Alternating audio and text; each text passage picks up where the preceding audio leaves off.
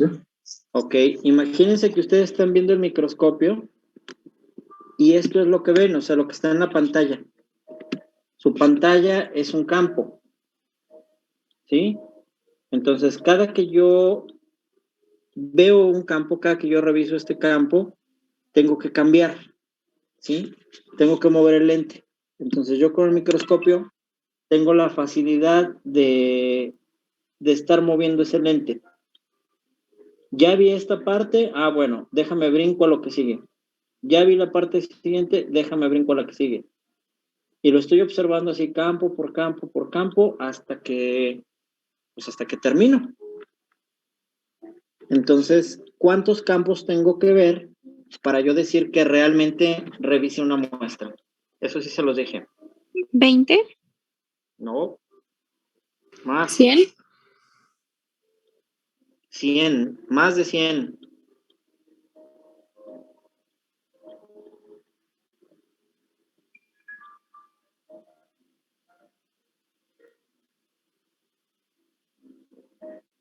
Hasta les dije cuántas revisábamos en una guardia en el hospital.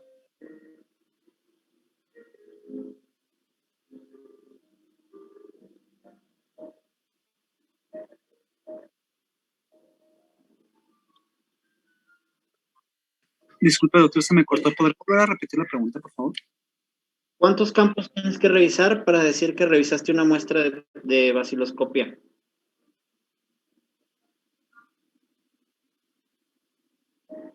No sé si mi memoria me falla, pero eran 100. No, más.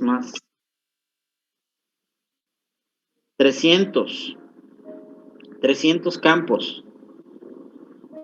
Entonces, aquí me iba dando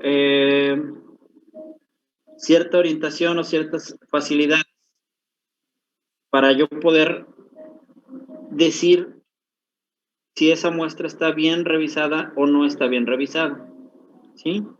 Entonces yo podía decir, voy a revisar 300 campos para darme cuenta si en realidad yo en esos 300 campos, o sea, en toda esa muestra, tengo algún bacilo, ¿sí? A ver, denme un segundo.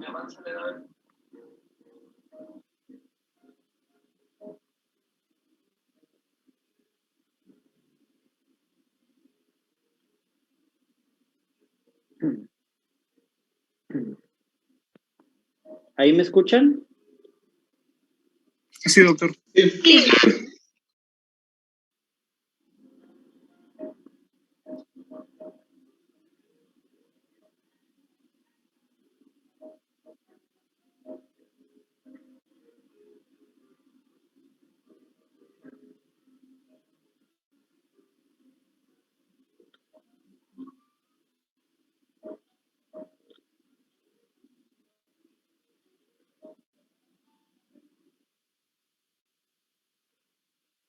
No sé qué traigo yo. A ver.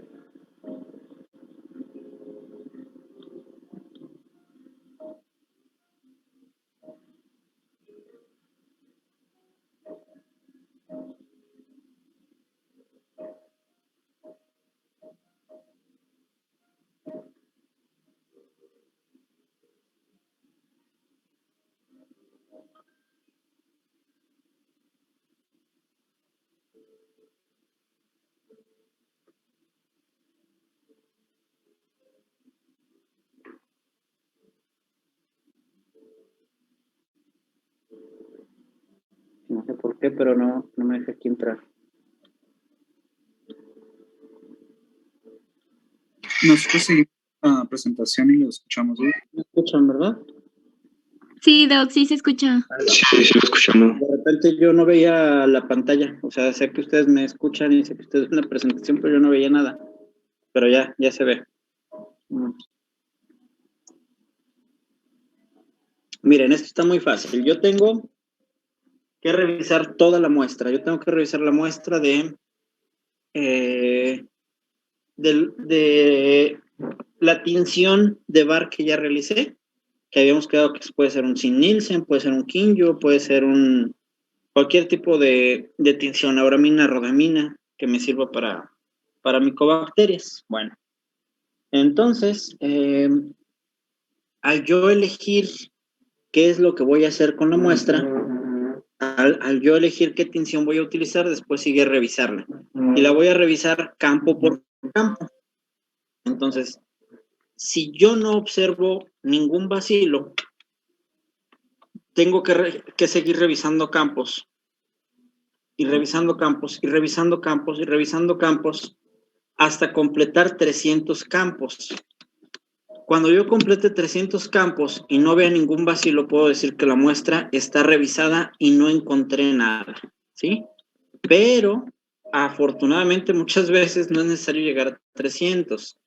A veces, cuando yo llevo un bar en 100 campos, puedo decir, ya vi uno, es uno en 100 campos, es positivo una cruz. Cuando yo veo 10 bares por campo en 50 campos, puedo decir, es positivo 2 cruces. Y si yo veo 10 bares en 20 campos, por campo en 20 campos, entonces es positivo 3 cruces. Es decir, mientras más bacilos vea, menos cantidad de campos voy a revisar. Eso se torna importante para los que estamos revisando los campos, pues porque muchas veces tenemos la desventaja o la desfortuna de que en una guardia te llegan un montón de muestras. Entonces yo pudiera llegar a tener 30 muestras, 20 muestras en una guardia. Entonces imagínense lo que era revisar 20 muestras en una guardia, pues son alrededor, multipliquen 30 por 300. Tendría que revisar 9,000 campos.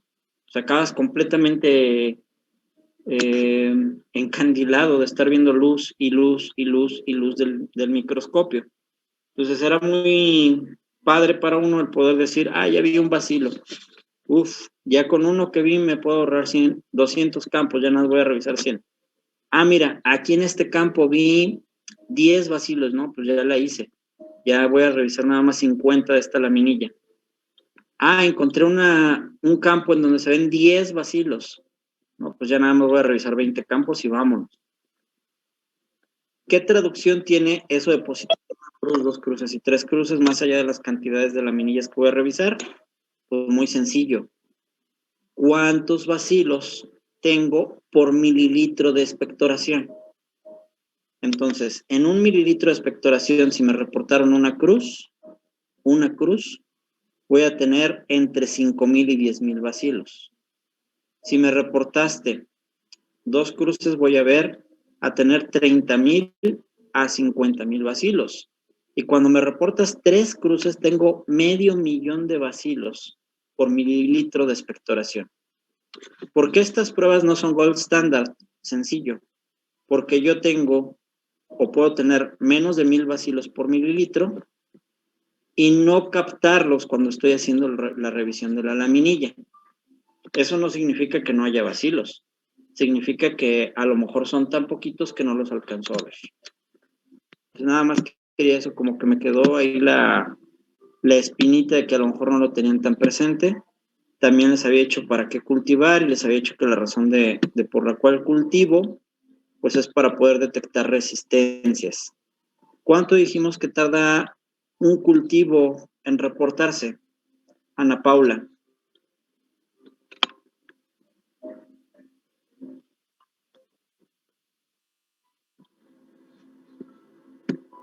Ana Paula, a las 2. Mande. Perdón que con la lluvia se me está cortando mucho, doctor. ¿Cuánto tiempo tardas en tener el reporte de un cultivo? 8 semanas. ¿Cuántas? 8. Ok, entonces, ¿cuánto tiempo te acuerdas tú o cuánto tiempo leíste que se da tratamiento para tuberculosis? Depende. Tuberculosis pulmonar. Si no mal recuerdo, se da por 6 meses al inicio. 6 meses. Sí, la fase intensiva eran 2 meses y si se necesitaba de sostén eran 4, entonces eran 6 en total. Si teníamos una latente eran Ok. 9 meses. Perfecto. ¿Y 2 meses a cuántas semanas equivale? A 10 semanas, más o menos. Bueno, son 8 semanas, sí, sí, sí. Ah, entonces fíjate la importancia, aquí ya le vas a ir agarrando la importancia. Entonces, si yo doy tratamiento y tomé un cultivo antes de iniciar el tratamiento, más o menos cuando yo termine la fase intensiva, yo ya voy a tener un antibiograma. Esa es la importancia del cultivo. Que cuando yo tome el control, cuando yo tenga 2 meses de tratamiento y vaya a brincar a la fase de sostén, voy a tener un antibiograma que me va a decir si mi tratamiento va bien o no. Bueno, entonces más o menos ahí van. ¿Qué crees, Yolanda? Vi aquí a alguien, Yolanda. Sí, yo. ¿Tu otro nombre? Daniela. Daniela. Daniela, ¿por qué pongo esa diapositiva en el tratamiento? ¿Qué ves ahí tú? ¿Qué significa eso?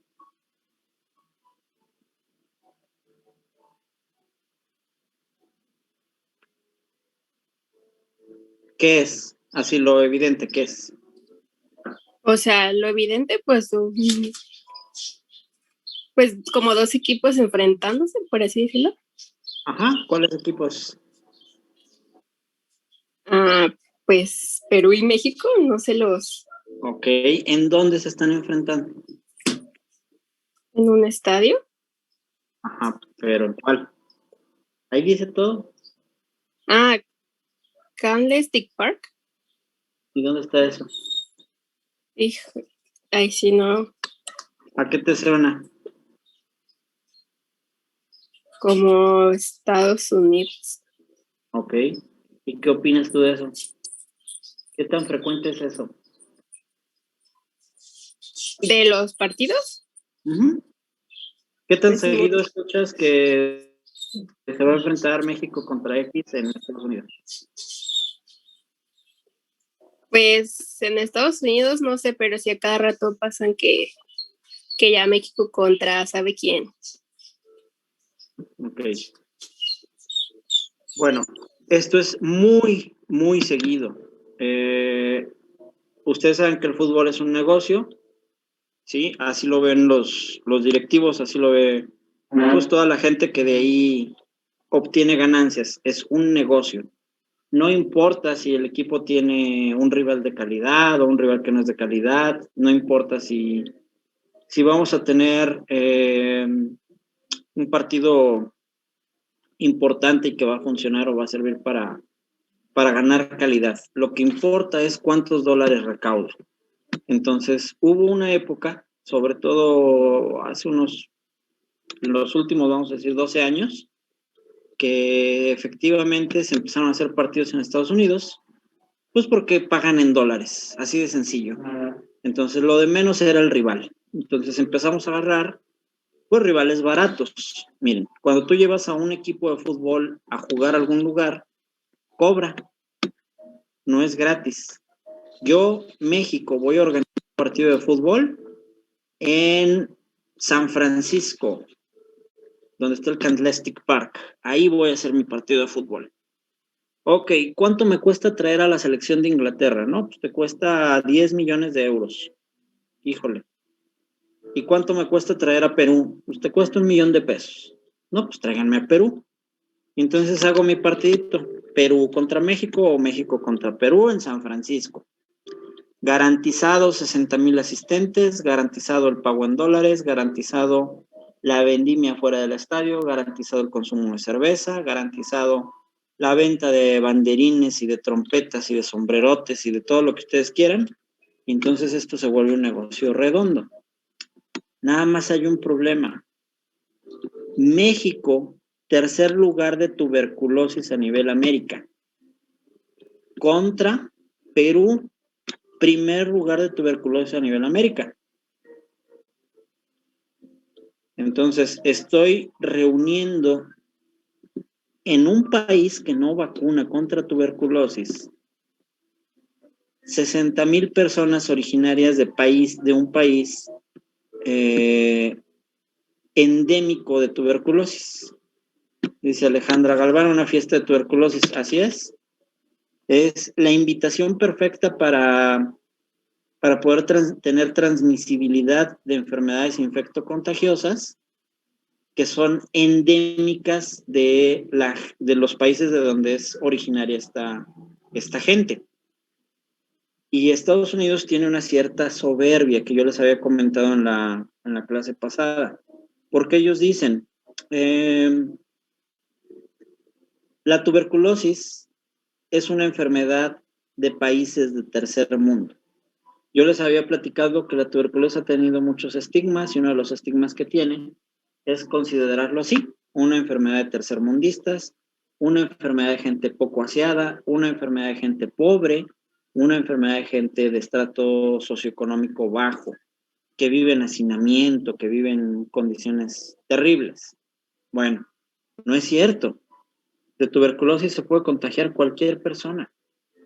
Ricos, pobres, clase alta, clase baja, clase media, gente trabajadora, gente que está en casa, gente que vive en hacinamiento, gente que no tiene hacinamiento pero que conoce a un tuberculoso, etcétera, etcétera, etcétera. Entonces, primera etapa del tratamiento, vacunar.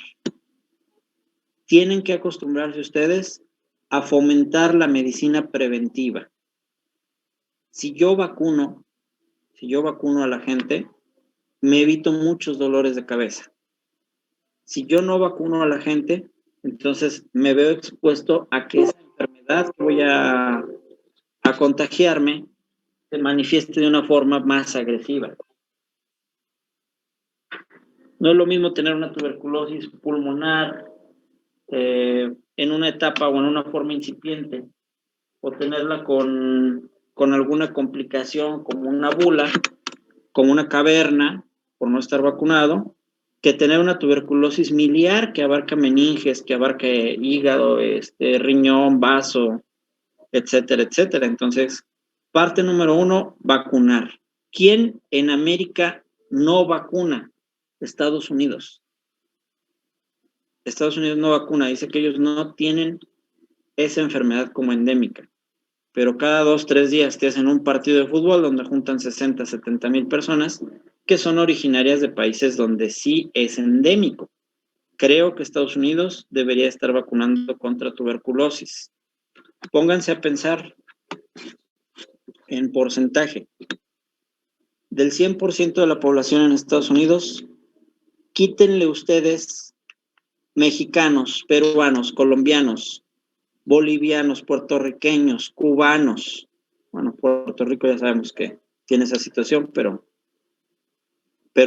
júntenlos ahí, quítenle la cantidad de gente de la India, de China, de Asia, de cualquier parte de Asia.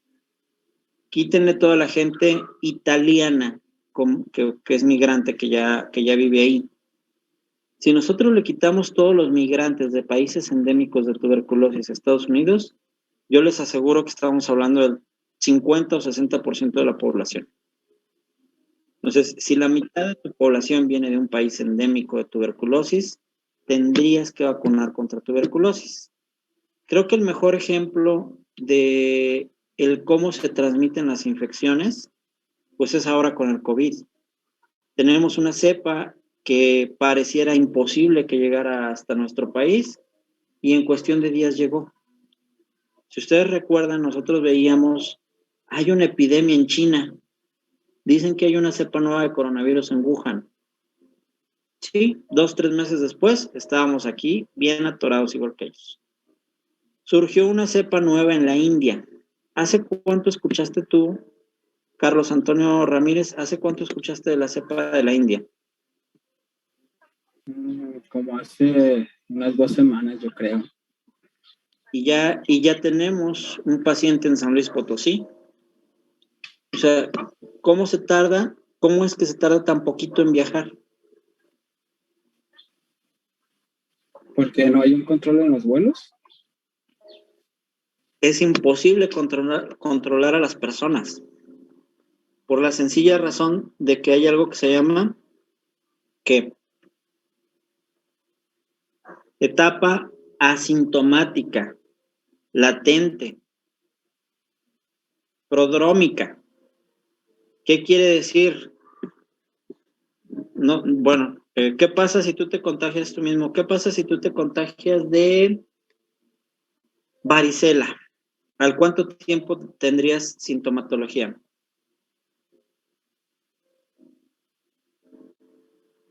Tú te contagias hoy, ¿cuándo te sale la primera ronchita?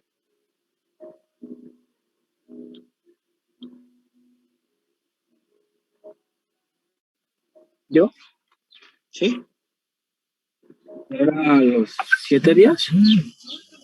Más. ¿Cuántas viremias tiene la varicela? 2, ¿no? 2. ¿La primera en dónde? Ah, muchachos, tienen que estudiar, ¿eh? ¿Eh? O era a los 12 días. Cada 15. Acuérdense, sí va a haber examen, ¿eh? Sí va a haber examen. Entonces, tuberculosis. A ver, vamos a preguntarle a Andrea Urbina.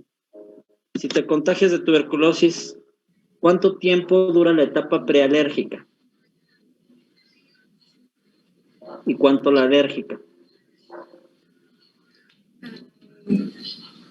21 la primera etapa. Más o menos. Más, mucho La más. alérgica duraría de 2 a 12 semanas, ¿no? Y Ajá, la alérgica. la prealérgica, ajá, y la alérgica de 6 a 24 meses. Ok, entonces, ¿cuánto tiempo puedes estar asintomática pero ya contagiada de tuberculosis? Pues hasta 24 meses. Un año, ajá. Imagínate, una persona de aquí de México se puede ir a vivir a Estados Unidos contagiada de tuberculosis y manifestar la tuberculosis dentro de 2 años ya viviendo allá. Dime si eso es factible controlarlo. No se puede. Ese término de endémico, casi yo les aseguro que en unos cuantos años más nos vamos a dar cuenta de que ya no debe de aplicarse, de que ya cualquier enfermedad puede estar en cualquier sitio. ¿Cuál es el periodo prodrómico o cuánto tiempo te tardarías tú misma en tener manifestaciones de COVID si te contagias hoy?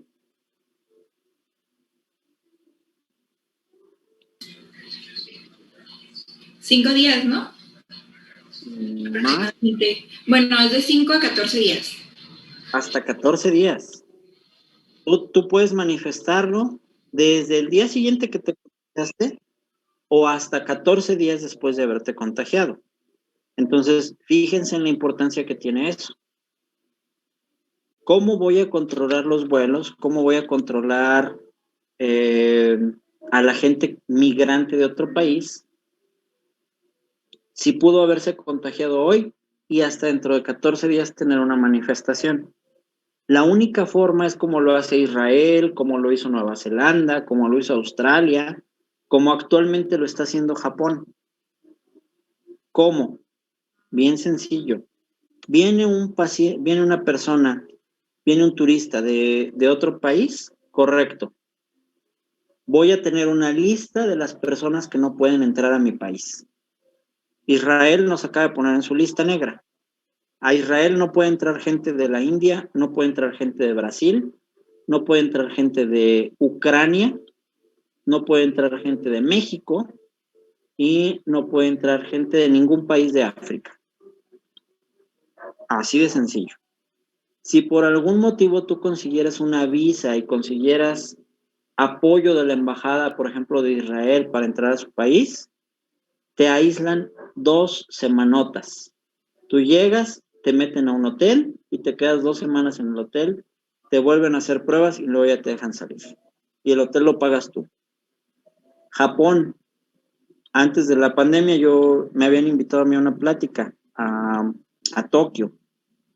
Entonces yo estaba muy emocionado, yo decía, ay, voy a conocer y bla, bla, bla. Luego se vino la pandemia, pum, para abajo todo. Ahorita los vuelos a Tokio están muy baratos. Si ustedes se meten a buscar en internet, están regalados. Un vuelo a Tokio redondo habitualmente andaba entre 30 y 40 mil pesos, el más barato. El vuelo más barato ahorita, por ejemplo, en Gurú de Viajes yo lo he encontrado hasta en 7 mil pesos, redondo. 7 mil pesos redondo de aquí a Tokio. México, Tokio. Bueno, es México, Los Ángeles, Tokio. ¿Cuál es el problema? Que llegando a Tokio, te van a meter a un hotel 14 días. Y tú lo vas a tener que pagar. Después de 14 días, te hacen las pruebas. Y si sales negativo, entonces te dejan salir a la ciudad. Entonces, ¿se imaginan la forma en la que estamos controlando ahora las cosas? Ese término de endémico, tarde o temprano va a desaparecer con la globalización. Entendamos eso entonces porque hay escepticismo en algunos lugares todavía de las vacunas. Hay gente que no alcanza a ver todo este panorama que yo les platico y que dicen, si Estados Unidos no pone la de la BCG, debe de ser por algo. Yo a mis hijos no se las voy a poner. Y ya, deciden no ponerla. Entonces, primera parte del tratamiento en cualquier enfermedad, si existe una vacuna, póngansela. Si existe una vacuna, fomenten con sus pacientes, con sus familiares que se la pongan. Es la única forma que podemos contener esto. Bueno, si ya no te vacunaste o si te vacunaste de todas formas te dio, entonces viene una etapa de contención. Hay que tratar de dar erradicación a esa infección que yo ya adquirí. Y entonces les voy a dar cierta cantidad de tratamiento dependiendo de el tipo de tuberculosis que tenga, si es pulmonar o si es extrapulmonar. Y aquí tenemos esta gráfica en la que vamos a darle iniciales. Déjame te digo a ti, Samantha. Samantha, la H significa isoniazida. La R, rifampicina. La Z, piracinamida. Y la E, etambutol. Entonces, ¿nos puedes dar el tratamiento de base y de sostén, el tratamiento intensivo y el de sostén para una tuberculosis peritoneal?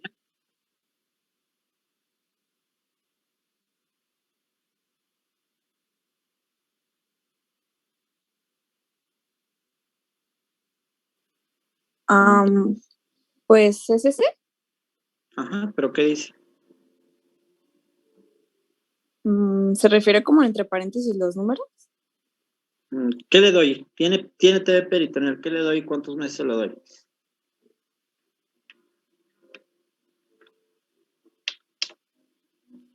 Pues ahí viene la duración en meses 6, 9, de 9 a 12. ¿Sería de 9 a 12 meses? Necesito saber que tú sí sabes leer ese cuadro, porque este cuadro es el que te va a sacar de apuros en el servicio social. Yo soy tu paciente, tengo una TB peritoneal. ¿Qué me tomo, doctora? Nada más isoniazida y rifampicina de sostén por de 9 a 12 meses. De 9 a 12, 10. No, 9. ¿Empiezo con el sostén o cómo?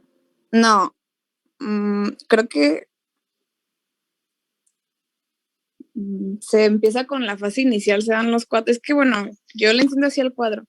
Que sean los 4 de fase inicial durante 3 meses. ¿Cuáles 4? Isoniazida, rifampicina, etambutol y no 4. Ok, se los voy a repetir una vez más. Si no lo anotan, ya no es mi culpa, ¿eh? H, isoniazida. R, rifampicina. Z, piracinamida. E, etambutol. H, isoniazida, R, rifampicina, Z, piracinamida, E, etambutol. Y se da una fase inicial o una fase intensiva, que la cantidad de meses para cada una de las enfermedades viene entre paréntesis, y se da una fase de sostén, que la duración de la fase de sostén con los fármacos que se dan viene también entre paréntesis. Entonces, vamos a ver ahora con Anel Sandoval. Doc, tengo una pregunta. De hecho, justo iba a abrir el micrófono. ¿Qué significa la S? Ay, perdón, mi perro. ¿La qué? La S, que está en congénita. Si en congénita dice S o E. Ajá. Ya. Es isoniazida, rifampicina, piracinamida, streptomicina. La S es de streptomicina y la E es de etambutol. Ok. Entonces, Gracias. ¿cuánto darías si yo tengo una tuberculosis pericárdica? Ajá. A ver, es isoniazida, sería rifampicina. Ay, la Z no la anoté. Etambutol y sería... Piracinamida. Muchísimas gracias, Ale. Y sería por 3 meses de fase inicial, el asterisco no sé qué significa, y por la fase de mantenimiento sería isoniazida, rifampicina por 9 meses. Pues sería 12 meses el tratamiento, ¿no? ¿Sería qué? 1 año el tratamiento, ¿no? Es 1 año el tratamiento. 3 y 9. Correcto. Bueno, entonces, que no se les olvide, es así de sencillo.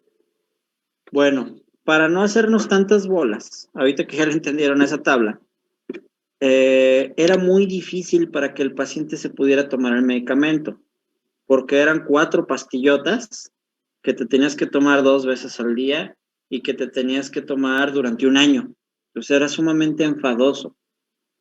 Y luego peor con la idiosincrasia propia del mexicano. No puedes tomar alcohol mientras estés consumiendo estos fármacos. ¿Cómo, doctor? 1 año sin tomar. Sí, 1 año sin tomar. Entonces, ¿qué pasaba? Pues que abandonan el tratamiento. No puedes evitar el que no se consuma alcohol mientras estás tomando el medicamento, pero puedes hacer más llevadera la forma de tomarlo. Entonces, se ideó una tableta que ya contiene los 4 fármacos y otra tableta que contiene 2. La primera, que tiene 4 fármacos, que trae isoniazida, rifampicina, piracinamida y etambutol, se llama Dotval. D-O-T-B de burro A-L. Dotval. Y a la tableta de sostén, pues nomás se le pegó una S de sostén. Entonces se llaman Dotval y la de sostén se llama Dotval S. Y ahí lo padre es que ya vienen los 4 fármacos contenidos en una sola tableta o los 2 fármacos contenidos en una sola tableta. ¿Vale? Bueno, estas tabletas tienen que ir acompañadas durante todo el tratamiento, durante los 6 meses para TB pulmonar, durante los 9 meses para ganglionar, durante los 12 meses para peritoneal o pericárdica, durante los 9 meses para congénita, tiene que ir acompañado de una vitamina que se llama complejo B. ¿Alguien de ustedes sabe por qué?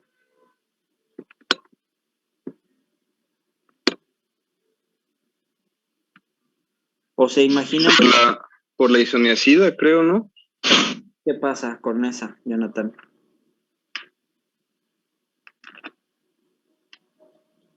Pues no recuerdo bien, pero creo que tenían una depresión de piridoxina o del complejo B, pues, de las vitaminas del complejo B. No recuerdo muy bien, pues. Bien, disminuye la absorción del complejo B, específicamente de piridoxina. Entonces, ¿qué es lo que yo voy a hacer o qué es lo que va a pasar cuando yo tengo, como dice Ana Paula, cuando yo tengo disminución de la absorción de complejo B? Que yo puedo hacer neuropatías. yo puedo hacer neuritis. Si tú haces una neuropatía periférica, pues pareciera que eso es lo de menos. Créanme que yo era una de las personas que le restaba importancia. Tengo una paciente que recuerdo mucho, porque es una anemia, no va por ese lado, Isaías. Más bien, lo que te ocasiona es una neuritis periférica. Y lo más grave que te pudiera dar es una neuritis del nervio óptico. Entonces, tú puedes tener una neuritis del nervio óptico secundario al uso de tanto de isoniazida como de tambutol, porque el efecto es combinado de los dos. Y también puedes tener neuropatías periféricas, que es sensación de adormecimiento, dolor o distermia en alguna de las extremidades. Yo me acuerdo mucho, les digo, de una paciente que tuve hace muchos años, porque es una niña que vivía en la calle. Por X motivo en su casa la maltrataban, se salió de la casa, se fue a vivir a la calle y ahí terminó, como desafortunadamente muchos de nuestros niños, en unas manos equivocadas. Entonces ella desde los 11, 12 años la recogió un fulano, pues, que en realidad la quería como pareja, un adulto. Estuvo viviendo con él, obviamente consumía drogas, obviamente la ponían a pedir, obviamente muchas cosas. Lo mejor que le pudo haber pasado a esa muchacha fue que se contagió de tuberculosis. Fíjense qué triste la historia de algunas personas, ¿no? Que lo mejor que te ha pasado en la vida es que te contagies de tuberculosis. Entonces, cuando esta muchacha se contagió, tenía creo que 13 años, esta persona ya la vio enferma, la vio tosedora, la vio mal. No toda la gente, o sea, la gente es ignorante, pero tienen cierto grado de nociones donde dicen, está tosiendo mucho, no me vaya a contagiar. Entonces el fulano fue y la tiró ahí a la Cruz Roja. Ya la localizaron, ya empezaron a hacer la búsqueda de más familiares y por ahí salió una tía. Esa tía la aseguró, le consiguió IMSS y la trasladaron ahí a centro médico. Entonces, no, pues llegó en muy malas condiciones, era una niña poco aseada, era una niña desnutridísima, era una niña con abstinencia por las drogas que consumía y aparte de todo tuberculosa. Bueno, pues ahí la tuvimos 1 año internada, 1 año. Y lo que les voy a platicar lo digo con mucha vergüenza, con mucha pena. ¿Pueden ustedes creer que la tuvimos 1 año internada y al estar ocupándonos de sus adicciones, de su ganancia ponderal de peso, de que si traía o no traía una enfermedad de transmisión sexual, que si tenía o no tenía VIH, que le estamos dando antifímicos para la tuberculosis, que entre toda esa bola de cosas que nos ocupamos, nunca nadie se acordó de darle el complejo B en la fase intensiva de los medicamentos? Entonces le hicimos el Dotval, pero sin complejo B. Se nos pasó. Cuando ya llevábamos como 2 meses de la fase de sostén, o sea, llevábamos 2 de la fase inicial y 2 de la de sostén, 4 meses de tratamiento, faltaban 2 meses para que terminara el tratamiento, la muchacha se empezó a quejar de dolores en la espalda. Es que tengo calambres, tengo ardor en la espalda. Siento la espalda fría. ¿Y ahora qué tendrá? Y empezamos a buscar, ¿no? ¿Sabes qué? No le dimos complejo. Entonces nos hizo una neuropatía periférica. Bueno. Esta muchacha ya se fue de alta, cambió su vida, la recogió su tía, se fue a vivir con la tía, prácticamente funge como mamá, la metió a la escuela, hizo la primaria abierta, empezó a estudiar secundaria, le va bien. Actualmente creo que ya está en la universidad, está estudiando psicología, está estudiando algo así. Y a mí me apena mucho que ella aún refiere molestias en la espalda. Oye, ¿cómo estás? Bien, bien, voy de todo bien, voy bien en la escuela, o sea, su vida cambió. Pero dice, ¿sabe qué, doc? Todavía siento calambres en la espalda, todavía tengo ardores en la espalda. Híjole, ya la suplementamos con complejo B y demás, pero son de esas enfermedades poco estudiadas y de esas secuelas de los medicamentos que si no ponemos atención, nos puede dejar problemas a largo plazo. Entonces, nunca se nos olvide,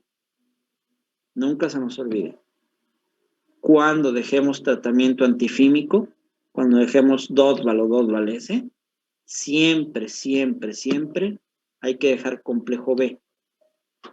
Porque qué bueno que fue una neuropatía periférica y no una neuritis del nervio óptico. ¿Se imaginan? Esas se llaman iatrogenias, ¿verdad? Bueno, y a todo esto, vamos a preguntar a... No, Andrea, ya le pregunté. Carlos Antonio, ¿qué es una neuritis del nervio óptico? ¿Otra vez yo? ¿Eh? ¿Otra vez yo, profe? ¿Ya te había preguntado? Bueno, pues sí, ya te la ganaste doble. Pues el paciente pierde la sensibilidad visual del color, creo que es rojo y verde. Uh-huh. Es eso, ¿no? Más allá de eso, ¿hay algo más grave? Fernanda Gómez.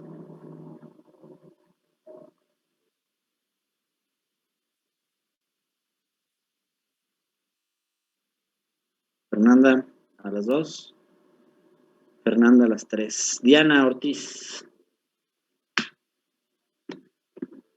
Se produce un daño en el nervio óptico, ¿no? Ajá. ¿Qué tipo de daño? Ah. Pues se pierde la visión. Eso es lo más grave que te puede ocasionar. O sea, lo que nos dice tu compañero es correcto. Una neuritis es una inflamación que daña el nervio óptico, ¿sí? Deja de transmitir información del ojo hacia el cerebro. Entonces, inicias con alteraciones tan sencillas como alteraciones en los colores. Ay, oye, como que el semáforo está en rojo. No, espérate, está en verde. No alcanzo a ver bien los colores, no distingo. Oiga, doctor, ahora veo borroso. Y si nosotros no hacemos algo, si no implementamos un tratamiento a tiempo, esa persona puede perder la vista de forma temporal o de forma definitiva. Entonces, no es algo que debamos dejar así a la ligera. Por eso yo les decía, qué bueno que esta muchacha nos hizo una neuropatía periférica y terminó con ardor en la espalda. Y no nos hizo una neuritis del nervio óptico y la dejamos ciega por el uso de los fármacos. ¿Qué otros efectos adversos creen ustedes que pueden tener los antifímicos? Toda esa bomba de medicamentos donde le estamos dando cuatro antibióticos, ¿qué efectos adversos más creen que pueda tener?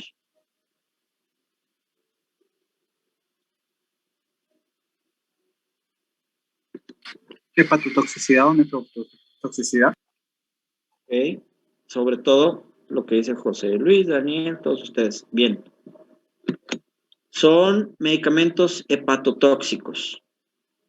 Entonces, ustedes van a buscar, no es tarea, no es para que me lo digan a mí ni para que me lo manden por escrito, pero busquen, por ejemplo, hay estudios acerca del uso de antioxidantes para cuando consumimos este tipo de medicamentos. Y uno de ellos es el preguntarnos, ¿qué pasa si yo le doy vitamina E? ¿Qué pasa si al mismo tiempo que le doy el antifímico le doy vitamina E? ¿Para qué? Para evitar tanta hepatotoxicidad y cositas así.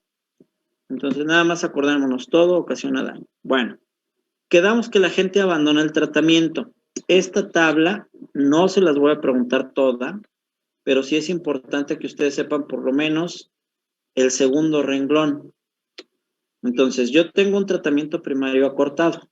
Aquí estamos utilizando tuberculosis pulmonar como ejemplo. En el tratamiento primario acortado, cuando yo veo casos de TB pulmonar, le voy a dar 2 meses con 4 fármacos: isoniazida, rifampicina, pirazinamida y etambutol.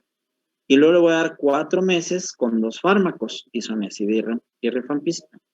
Y ya con eso yo logro tener mi esquema completo acortado de 6 meses. Bien, ¿qué pasa si el paciente abandona el tratamiento? Chin, se lo tomó un mes y lo abandonó. Porque iba a ir a una boda y se quería echar unas cheves. Y ya después de la boda dijo, yo ya me siento bien y ya no se lo tomó. Pues va a regresar contigo con una reinfección. Va a tener abandono, fracaso o recaída al tratamiento primario. Y entonces yo voy a tener que dar un retratamiento primario. Fíjense bien qué terrible situación en la que nos acabamos de meter. Porque yo ahora le voy a tener que dar 2 meses de isoniazida, rifampicina, piracinamida, etambutol, pero agregándole ahora streptomicina. Luego le voy a dar 1 mes de isoniazida, rifampicina, piracinamida, etambutol. Y por último le voy a dar 5 meses de isoniazida, rifampicina, etambutol. ¿Qué hice? Le estoy aumentando 6 meses de etambutol. Le estoy aumentando 6 meses de toxicidad. Le estoy aumentando 6 meses de un golpe al hígado. Y además de eso, en la fase intensiva le agregué streptomicina. ¿Cuál crees que sea el problema, Anaí, con la streptomicina?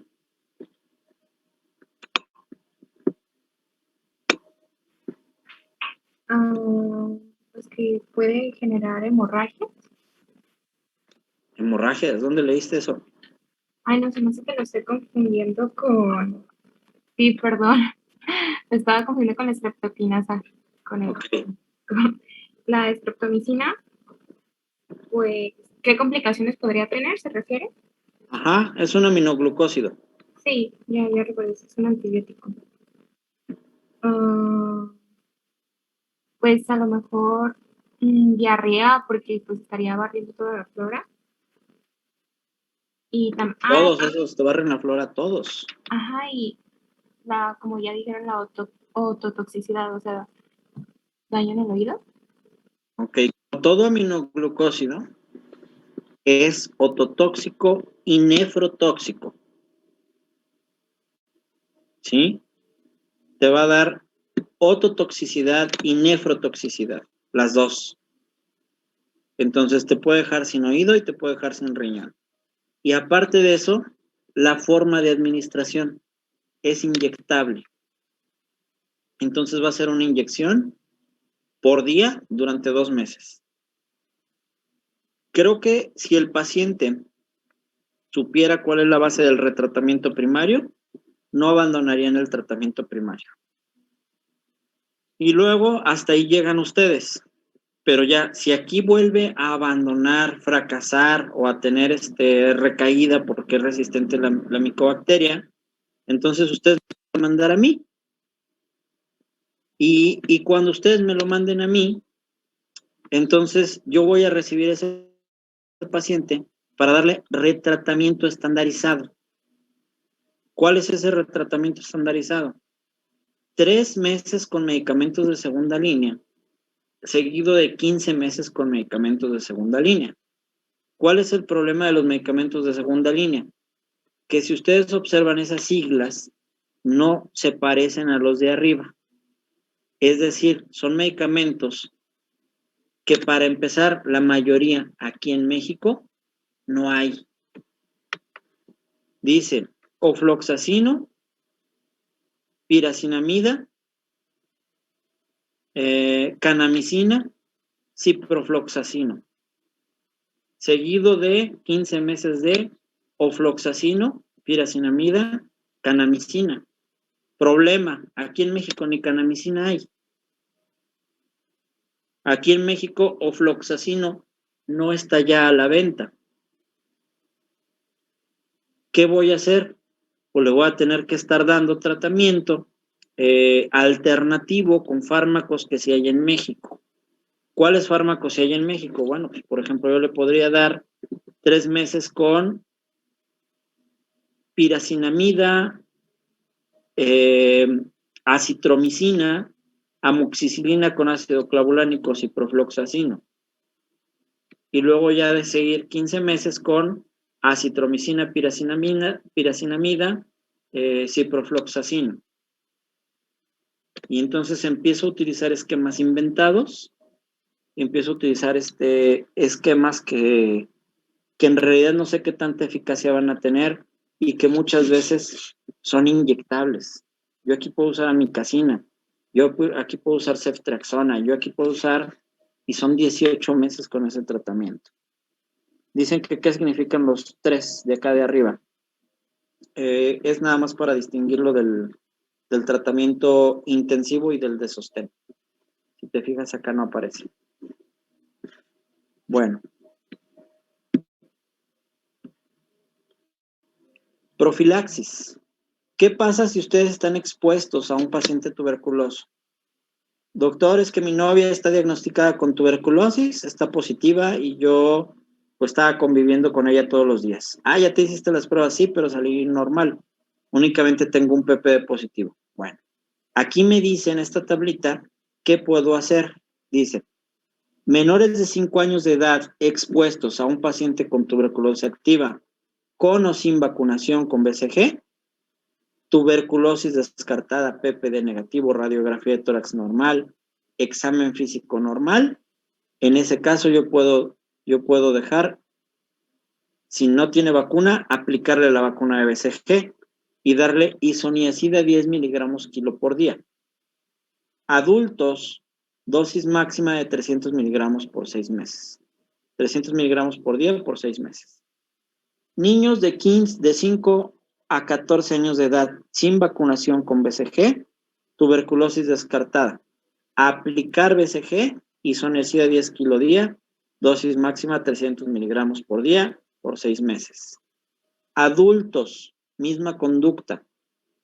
Si no está vacunado, la diferencia es, ya no lo voy a vacunar. A los adultos ya no los voy a vacunar. Después de los 14 años ya no vacuno. Pero sí les voy a dejar isoniazida 10 kilo día, dosis máxima 300 al día por 6 meses. Y en caso de resistencia o intolerancia a la isoniazida, puedo cambiar por rifampicina o rifabutina a la misma dosis. Pacientes con VIH, misma conducta. Bueno, eso es nada más cuando voy a tratar de conocer eso que les platiqué ya. Y esta imagen es de la misma mujer con la que empezamos la plática, Simonette, es una pintura de Botticelli, y ustedes se fijan la diferencia en las extremidades de ella con la otra persona que está aquí dibujada a su lado izquierdo. Entonces hay diferencias significativas. ¿Dudas que tengan de tuberculosis?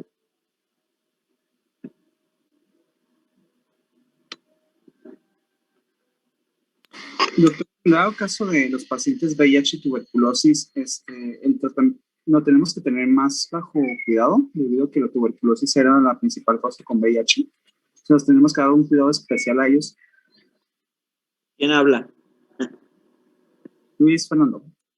Luis, es muy buena tu pregunta. Fíjate que hay una coinfección y hay una situación ahí muy importante de coinfección VIH-tuberculosis, en donde tú tienes que tener conocimiento, cuando veamos VIH se van a dar cuenta, de que cuando tú inicias tratamiento contra VIH, el tratamiento es tan agresivo y va enfocado a que tú tengas una reconstitución inmune, a que tu cuerpo que ya no tiene defensas, empiece nuevamente a tener defensas para poder atacar a la enfermedad. Entonces, a veces, esa reconstitución inmune es tan pesada y tan dolorosa para nuestro cuerpo que el paciente se pone peor por el tratamiento antirretroviral que por la misma enfermedad. Entonces, tú le empiezas a dar el tratamiento antirretroviral y el paciente se va a poner grave. Los primeros 15 días de tratamiento, la gente se pone mal. Y se pone mal porque su cuerpo está otra vez aprendiendo a defenderse. Siempre que voy a iniciar tratamiento contra VIH, tengo que fijarme primero si ese paciente no tiene tuberculosis. Porque si el paciente tiene tuberculosis y yo le inicio tratamiento antirretroviral, van a pasar 2 cosas. Viene la reconstitución inmune del VIH y viene la reconstitución inmune de la TB. Se hace una cascada inflamatoria tan impresionante que el paciente se puede morir por el tratamiento y no por la enfermedad. 1. Y 2, los antifímicos, la mayoría de los antifímicos, sobre todo isoniazida y rifampicina, inhiben su absorción con los antirretrovirales. Si yo le estoy dando antirretrovirales y le inicio antifímico, no se va a absorber isoniazida y rifampicina. Entonces solo le estoy dando etambutol y piracinamida. Entonces ese paciente se puede hacer resistente. ¿Qué debo de hacer cuando yo voy a iniciar tratamiento anti-VIH, antirretroviral? Tengo que saber y tengo que estar seguro de que mi paciente no tiene TB. Si mi paciente tiene coinfección, tuberculosis con VIH, primero trato la tuberculosis. Le voy a tener que dar tratamiento para la TB durante 3 o 4 semanas. Cuando ya tengo controlada la micobacteria con 3 o 4 semanas y que ya tuve mi reconstitución inmune de la TB, entonces inicio el tratamiento antirretroviral para que hasta ese momento yo tenga la reconstitución inmune por el VIH. Es complicado, ¿eh? Ya un paciente coinfectado, un paciente VIH-TB, ese ya no lo manejen ustedes, ese hay que verlo en un hospital. Se ponen feos. Sí, de hecho se le llama el dúo malévolo, ¿no? A la infección tuberculosis, VIH, porque también creo que había leído que el mismo VIH apoyaba la replicación de la tuberculosis. Ahí sí, corrígeme si me equivoco, lo leí hace mucho. Y que también la infección de VIH aceleraba la replicación del TB, y el TB favorecía también deprimiendo todavía más el sistema inmune para que se siga replicando el VIH, ¿no? O algo así. Es que acuérdate que la TB se activa cuando tú estás inmunosuprimido. Entonces, el VIH te condiciona a una situación de inmunosupresión constante. Entonces, el VIH te inmunosuprime y la TB, pues, hace su agosto. Eso es lo que pasa. Muchas gracias. Bueno, ¿alguien más? Bueno, si no hay preguntas, nos vemos el lunes con mi USB completo. Gracias. Doctor.